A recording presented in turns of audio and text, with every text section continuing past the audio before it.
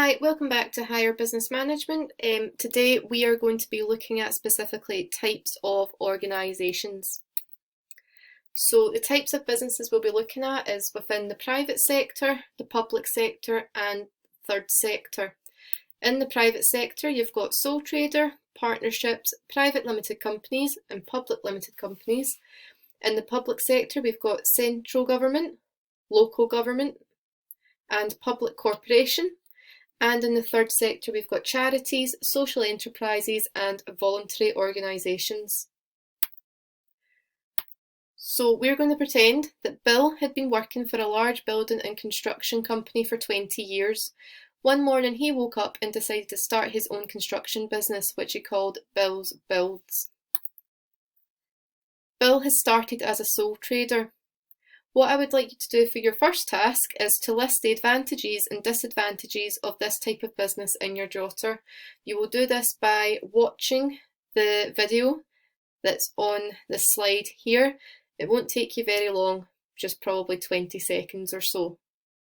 Right, so as you've probably realised from the video, a sole trader is when the business is owned and managed by one person. The main advantages of being a sole trader is that it's relatively easy and cheap to set up. The owner gets to make all of the decisions, and most importantly, the owner gets to keep all of the profits after they've paid off their costs. They can keep it all. However, there's quite a few disadvantages of being a sole trader. The main disadvantages are it's quite difficult to get loans from the banks.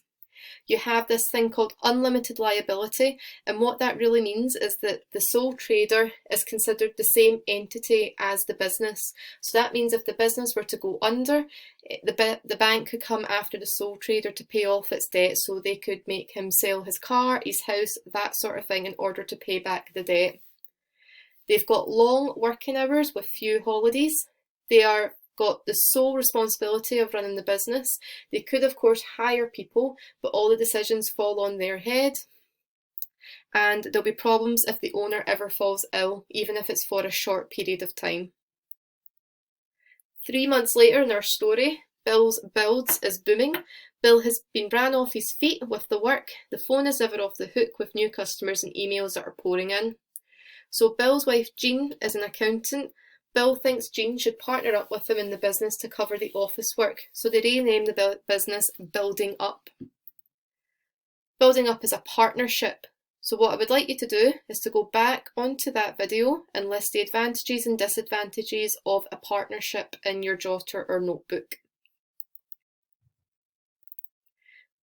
By this point you will have watched the BBC video on the partnership section. As we found out from the video, a partnership is basically a business which is owned by 2 to 20 people or partners.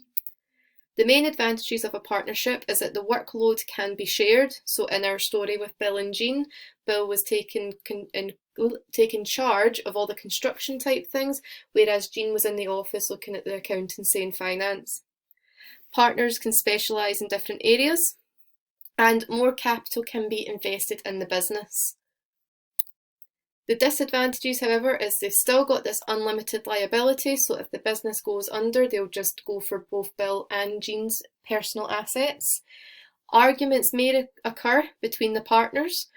Profits must be shared between the partners, and partners may leave, which upsets the running of the business.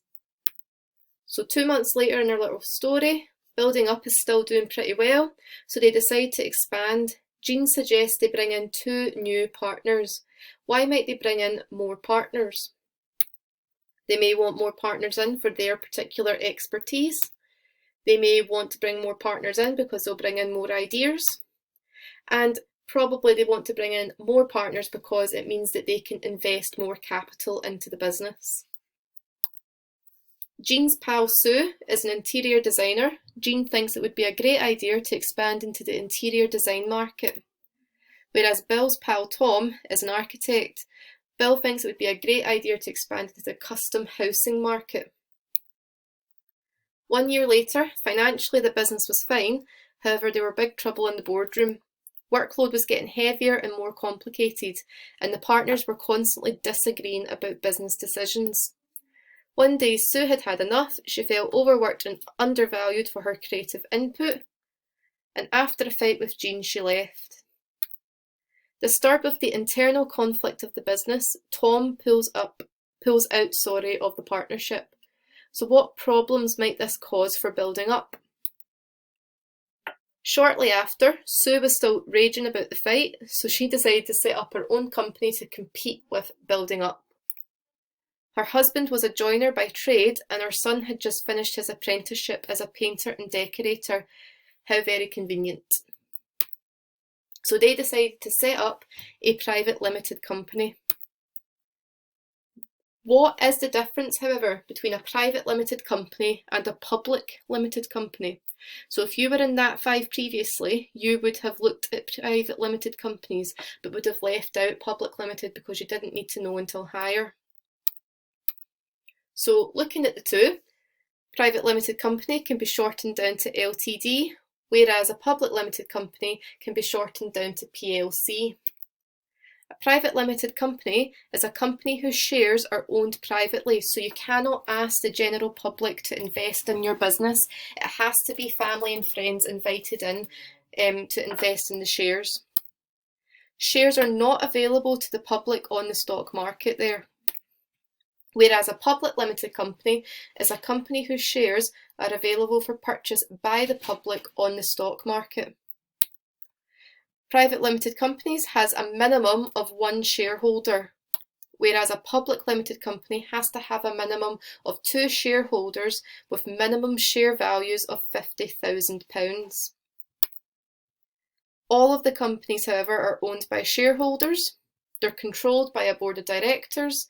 They also must produce a memorandum and articles of association. But the good thing about limited companies is that both of them have limited liability.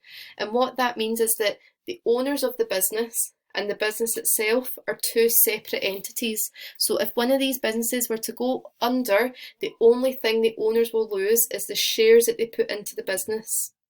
Anything else, like their car, their house, anything that's their own personal asset, will be fine, it won't be touched.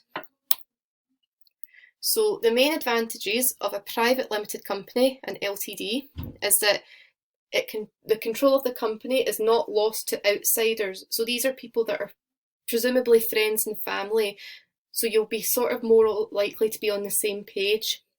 More finance can be raised from having multiple shareholders and lenders. Your BOD brings significant experience to aid decision making, so your board of directors there. And most importantly, you have limited liability. However, there are many disadvantages. Disadvantages could include the fact that profits have to be shared amongst more people. The shares can't be sold to general public. You must abide by the Companies Act and the annual accounts to Companies House as well.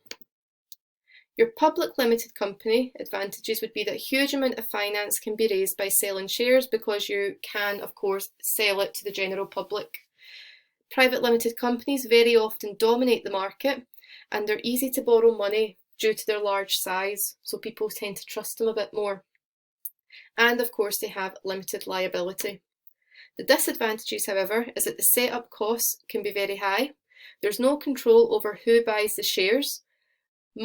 They must publish annual accounts, they must abide by the Companies Act, and there may be very, very many shareholders, which means you'll get smaller dividends, smaller parts of the profit.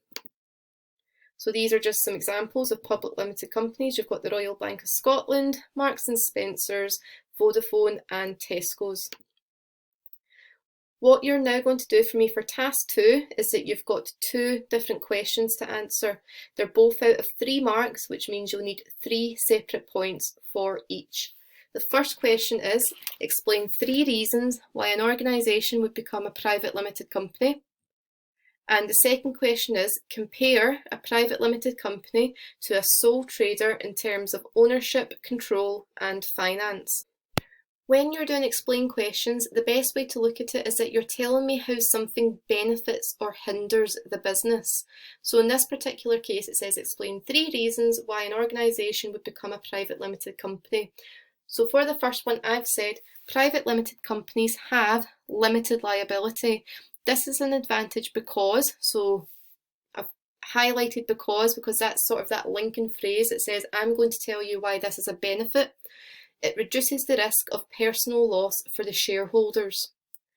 So I won't tell you any more so that you can do it on your own, but always remember to have a little linking sentence. So things like because, therefore, which means, that sort of thing.